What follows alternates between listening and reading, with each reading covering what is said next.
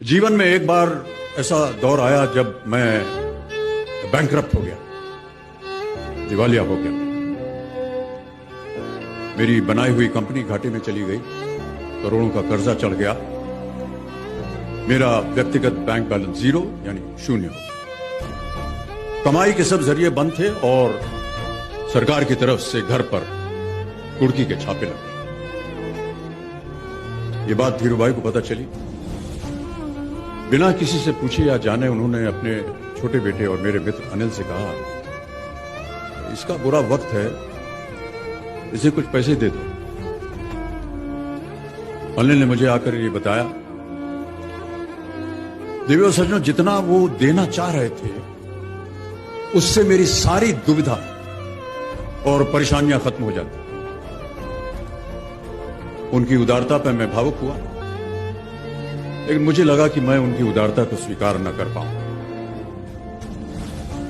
ईश्वर की कृपा रही और कुछ संकट के दिनों के बाद समा बदला, काम मिलना शुरू हुआ और धीरे धीरे मैं अपने सारे कर्जे उतार पाया। एक शाम धीरूभाई के निवास स्थान से इवेंट पर एक दावत के अवसर पर मुझे भी आमंत्रित किया गया। तो ऊपर लॉन में एक तरफ धीरूभाई बड़े से मेज पर अपने कुछ मित्रों, बड़े फाइनेंशियल और कॉर्पोरेट वर्ल्ड के दुनिया के दिग्गजों के साथ बैठे हुए बात कर रहे थे।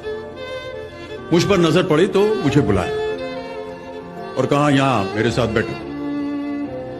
मुझे बड़ा अजीब लगा, मैंने क्षमा मांगी और कहा, मैं उधर अपने मित्रों के साथ बैठा हूं, वही ठीक है।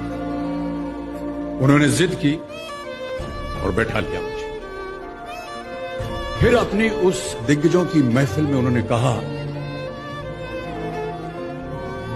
यह लड़का गिर गया था लेकिन अपने बल पर फिर खड़ा हो गया है, मैं इसकी इज्जत करता हूं।